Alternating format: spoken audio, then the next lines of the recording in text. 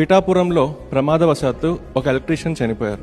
చనిపోయిన తర్వాత ఆయనకి కాంపెన్సేషన్ ఇచ్చారు. జిల్లా కలెక్టర్ గారు ఫోన్ చేసి సార్ ఆ ఇష్యూ క్లియర్ అయిపోయిందని చెప్పారు.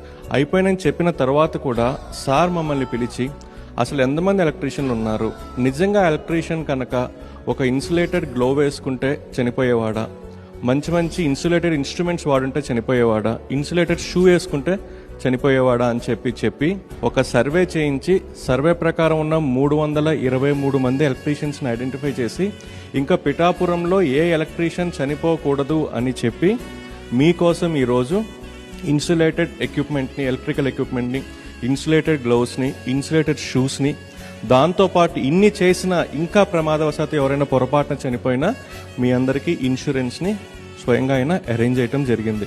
అంటే మిమ్మల్ని వేడుకుంటా ఉన్నాను, ఎందుకంటే మీ ప్రాణాలు పోతే తిరిగి రావడం తీసుకోవడం జాగ్రత్తలు తీసుకోండి అండ్ సేఫ్టీ ఎక్విప్మెంట్ దయచేసి వాడండి.